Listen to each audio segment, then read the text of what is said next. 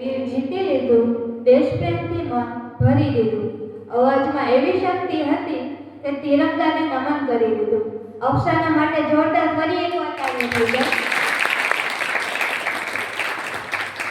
આપણી સંસ્કૃતિ અને જ્ઞાનની મૂળ આધારશિલા સમાન સંસ્કૃત ભાષામાં પોતાના વિચારો રજૂ કરશે કુમારી પૂજા હોદાર, કે જેના વક્તવ્યનો વિષય છે મમ દેશ ભારત.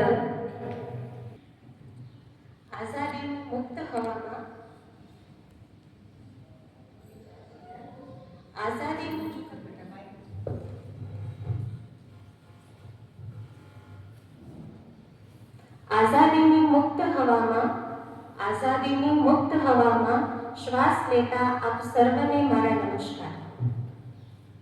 અહમ ગર્વેણ વદામિ યત અસ્માકં ગણતંત્ર રાષ્ટ્રઃ અસ્તિ. षष्ठी जनवरी. एषः न केवलं दिनात् अस्ति, एषः न केवलं दिवस अस्ति, एषः न केवलं उत्सव अस्ति, एषः न केवलं प्रसंग अस्ति, अपितु एषः राष्ट्रस्य आत्मगौरव दिवसः, एषः राष्ट्रस्य लोकशक्ति उत्सवः, एषः आत्मसन्मान उत्सवः, एषः पावन प्रसंग अस्ति, एषः राष्ट्रस्य स्वाभिमानस्य लोकशासनस्य च परिचयः अस्ति. अस्मिन् एव दिने भारतस्य संविधानं प्रवृत्तं. भारतस्य परिचयं न केवलम् इतिहास, भारतस्य परिचयं न केवलम् इतिहास, अपितु अस्माकं हृदये वर्तते. यतोहि उत्तरे यत् समुद्रस्य दक्षिणे हिमालयश्च, उत्तरे यत् समुद्रस्य हिमालयश्च दक्षिण, वर्षे तत् भारतं नाम भारती यत्र सन्तति, भारती यत्र सन्तति.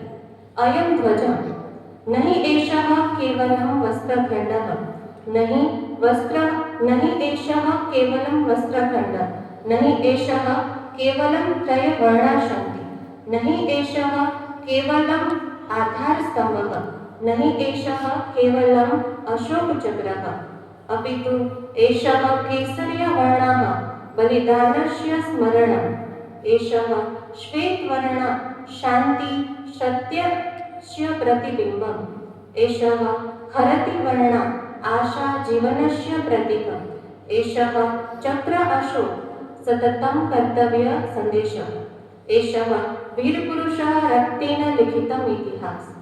अयं ध्वजं नहि केवलं वर्णः, अपितु एषः बलिदानं, साहसं, संकल्पं, शौर्यं, त्यागं, कर्तव्यनिष्ठम्, अनुशासनं, संयम, धैर्यम् अस्ति.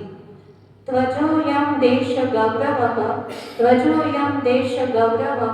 धैर्य, शौर्य, एकता सूचकः. अस्माकं स्वातन्त्र्यं न सहजं प्राप्यते. अनेक वीरे स्वप्राण उत्सृज्य मातृभूमिः रक्षिता. अतः उच्यते जननी जन्मभूमिश्च स्वर्गादपि गरीयसी. भगत सिंह, चंद्रशेखर आजादः, सुखदेवः, राजगुरुः, खुदीराम बोसः, महात्मा गान्धीः, सरदार वल्लभ भातृः अनेक वीरे देश सेवाय स्वजीवनं समर्पितवन्तः. तेषां बलिदानं वयं कदापि न विस्मृति. फांसी का फंदा गले में था, पर नेत्रों में किंचित मात्र भी भय न था. फांसी का फंदा गले में था, पर नेत्रों में किंचित मात्र भी भय न था. मातृभूमिः अमर भवतु, इससे भिन्न कोई स्वप्न न था. रक्त बिंदु जब धरती पर गिरा तो वसुधा गर्जना कर उठी. रक्त बिंदु जब धरती पर गिरा तो वसुधा गर्जना कर उठी. उस बिंदु में भगत पुकार उठा, इंकलाब जिंदाबाद, इंकलाब जिंदाबाद. यदि कोई आज प्रश्न करे स्वातंत्र्यस्य मूल्यं किं भवतु, तो उत्तर एक ही वाक्य में है, शहीदों के रक्त से चुकाई गई कीमत. अतः उच्यते जननी जन्मभूमिश्च स्वर्गादपि गरीयसी. अहं छात्रा अस्मि, मम हस्ते न शस्त्र अस्ति, अस्ति शिक्षा मम युद्ध अस्ति अज्ञानस्य अधर्मस्य आलस्य विरुद्धं भगवद्गीता अस्माकम् आदेश ददाति कर्मण्येवाधिकारस्ते मा फलेषु कदाचन यदि वयं कर्तव्यनिष्ठः भवेत् यदि वयम् अनुशासनं पालयेम तर्हि भारतदेशः अजयी भवति अस्माकं प्रार्थना न केवलं वाणी अपि तु हृदये भवतु सर्वे भवन्तु सुखिनः सर्वे सन्तु निरामया सर्वे भद्राणि पश्यन्तु मा कश्चित् दुःखभाग् भवेत् अन्तिमे अहं